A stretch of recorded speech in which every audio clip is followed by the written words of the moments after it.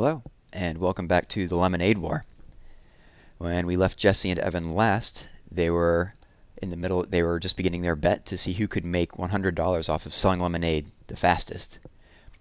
Jesse had done a lot of work to attract people to her lemonade stand, and that did work, but she wasn't actually making a lot of money selling lemonade. She found out that Evan had been selling lemonade for 10 cents a cup, which she thought was amazingly cheap, but then found out that some of the adults were being very generous and giving Evan more than he was charging.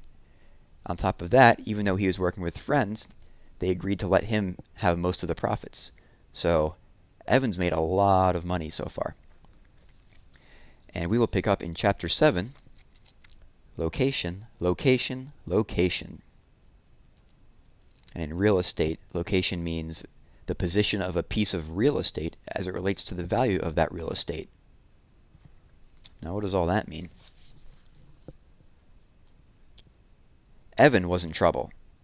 So far, he'd earned $47.11, which was more money than he'd ever had in his whole life. But today was Friday. There were only 3 days left. 3 days to beat Jesse. He needed to earn almost $53 to win the bet. And that meant each day he had to earn... Evan tried to do the math in his head. 53 divided by 3. 53 divided by 3. His brain spun like a top. He didn't know where to begin. He went to his desk, pulled out a piece of paper, his basketball schedule from last winter, and flipped it over to the back. He found the stub of a pencil in his bottom desk drawer, and on the paper he wrote 53 divided by 3. He stared and stared at the equation on the page. The number 53 was just too big. He didn't know how to do it. Jesse would know how, he muttered, scribbling hard on the page. Jesse could do long division. Jesse had her multiplication facts memorized all the way up to 14 times 14. Jesse would look at a problem like this and just do it in her head. Snap.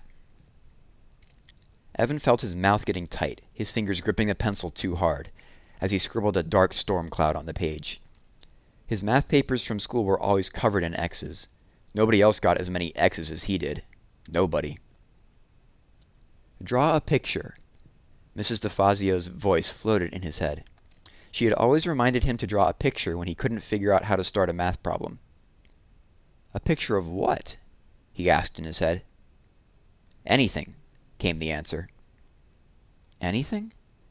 Yeah, anything, as long as there were 53 of them. Dollar signs. Evan decided to draw dollar signs. He started to draw 3 rows of dollar signs. 1, 2, 3, he counted as he drew. 4, 5, 6, he drew. By the time he reached 53, his page looked like this. There were 17 dollar signs in each row, and then those 2 extra dollar signs left over. Evan drew a ring around those 2 extras. 17 dollar signs, and 2 left over. Evan stared at the picture for a long time. He wrote Friday next to the first row, Saturday next to the second row, and Sunday next to the third row.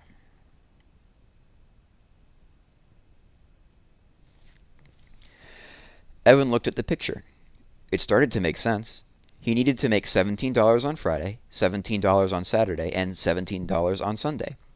And somewhere over the 3 days, he needed to make 2 extra bucks in order to earn $53 by Sunday evening. Evan felt his heart jump in his chest. He had done it. He had figured out 53 divided by 3. That was a 4th grade problem. That was 4th grade math. And he hadn't even started 4th grade. And no one had helped him. Not Mom, not Grandma, not Jesse. He'd done it all by himself. It was like shooting the winning basket in double overtime. He hadn't felt this good since the Lemonade War had begun. But $17 a day? How was he going to do that? Yesterday he'd made $45, but that was because he'd had help and free supplies from his friends. They weren't going to want to run a lemonade stand every day, especially on the last days of summer vacation. He needed a plan, something that would guarantee good sales. The weather was holding out, that was for sure. It was going to hit 95 degrees today, a real scorcher. People would be thirsty, all right. Evan closed his eyes and imagined a crowd of thirsty people all waving dollar bills at him.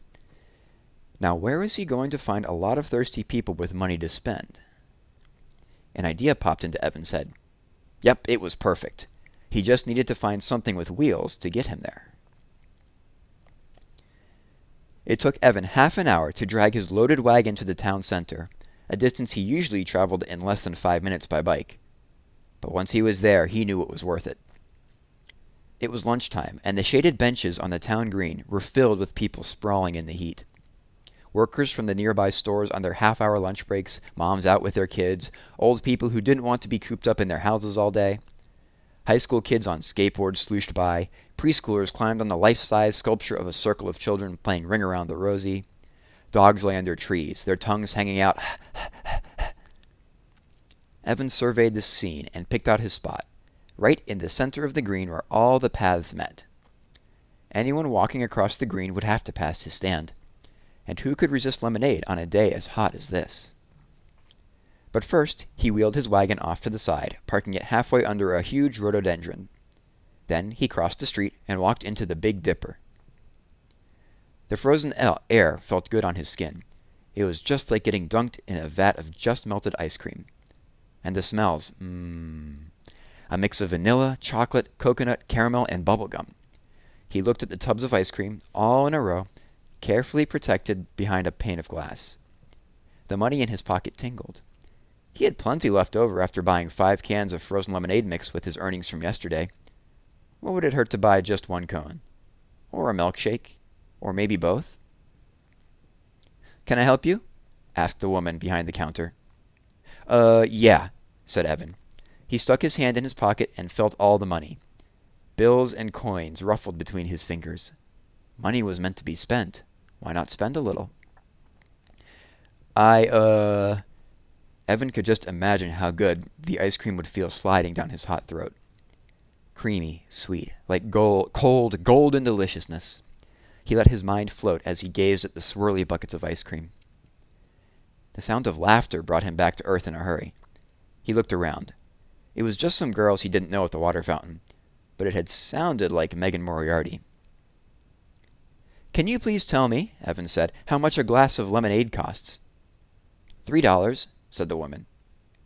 "Really?" said Evan. "That much? How big's the cup?" The woman pulled a plastic cup off a stack and held it up.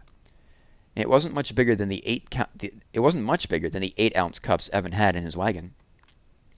"Wow, $3, that's a lot," said Evan. "Well, thanks anyway." He started to walk toward the door. "Hey," said the woman, pointing to the ice cream case. "I'm allowed to give you a taste for free." "Really?" said Evan. "Then, could I taste the strawberry slam?" The woman handed him a tiny plastic spoon with 3 licks worth of pink ice cream on it. Evan swallowed it all in one gulp. Back outside, he got to work. First, he filled his pitchers with water from the drinking fountain. Then he stirred in the mix. Then he pulled out a big blue marker and wrote on a piece of paper, $2 per cup. Best price in town. He'd barely finished setting up when the customers started lining up. And they didn't stop. For a full hour he poured lemonade.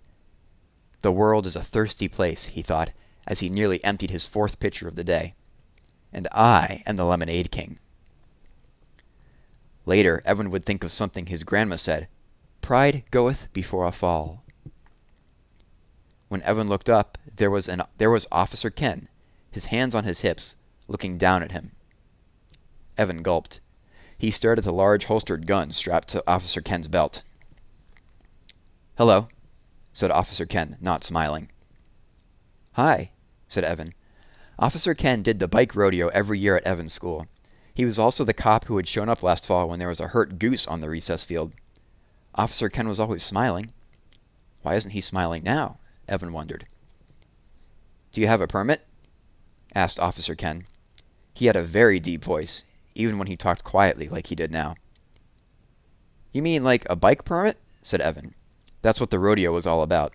If they passed the rodeo, the 3rd graders got their bike permits, which meant they were allowed to ride at school. Or, excuse me, they were allowed to ride to school. "No, I mean a permit to sell food and beverages in a public space. You need to get a permit from the town hall and pay a fee for the privilege. Pay the town hall to run a lemonade stand? Was he kidding? Evan looked at Officer Ken's face. He didn't look like he was kidding. I didn't know I needed one, said Evan. Sorry, friend, said Officer Ken. I'm going to have to shut you down. It's the law. But there are lemonade stands all over town, said Evan. He thought of Jesse and Megan's lemonade stand. When he'd wheeled by with his wagon more than an hour ago, their stand had looked like a beehive, with small kids crowding around. He had read the sign over their stand. Free face painting, nail polishing, hair braiding. What a gimmick. But it sure looked like it was working. You know, said Evan, there's a stand on Damon Road right now. You should go bust them. Officer Ken smiled. We tend to look the other way when it's in a residential neighborhood, but right here on the town green, we have to enforce the law. Otherwise, we'd have someone selling every 2 feet. But there had to be some way to convince Officer Ken. How could Evan make him understand? You see, I've got this little sister, and we've got a competition going to see who can sell the most lemonade. And I've got to win, because she's... Evan couldn't explain the rest. About 4th grade, and how embarrassed he was to be in the same class as his sister, and how it made him feel like a great big loser. Evan looked up at Officer Ken. Officer Ken looked down at Evan. It was like Officer Ken was wearing a mask. A no-smiling, I'm not your buddy mask. Then Officer Ken shook his head and smiled, and the mask fell off. I've got a little sister, too, he said. Love her to death, now. But when we were kids... Officer Ken sucked in his breath and shook his head again. Whew. Then the mask came back on, and Officer Ken looked right at Evan for 10 very stern seconds. Tell you what, said Officer Ken. I do have to shut you down. The law's the law. But before I do, I'll buy one last glass of lemonade. How's that sound? Evan's face fell. Sure, he said, without enthusiasm. He poured an extra tall cup and gave it to the policeman. Officer Ken reached into his pocket and handed Evan a $5 bill. Keep the change, he said. A contribution to the Big Brother Fund. Now clean up your things and don't leave any litter behind. He lifted his cup in a toast as he walked away. Evan watched him go. Wow, he thought. I just sold the most expensive cup of lemonade in town. Evan stared at the $5 bill in his hand. It was funny. 2 days ago, he would have felt as rich as a king to have that money in his hands. It was enough to buy 2 slices of pizza and a soda with his friends. It was enough to rent a video and have a late night at someone's house. It was enough to buy a whole bag full of his favorite candy mix at CVS. 2 days ago, he would have been jumping for joy. Now he looked at the $5 and thought, it's nothing. Compared to the $100 he needed to win the war, $5 was nothing. He felt somehow that he'd been robbed of something. Maybe the happiness he should have been feeling. He loaded everything from his stand into the wagon, making sure he didn't leave a scrap of litter behind. He still had a glassful of lemonade left in one pitcher, not to mention another whole pitcher already mixed up and unsold, so he poured himself a full cup. Then, before beginning the long, hot haul back to his house, he found an empty spot on a shaded bench and pulled his earnings out of his pockets. He counted once. He counted twice, very slowly. He had made $65.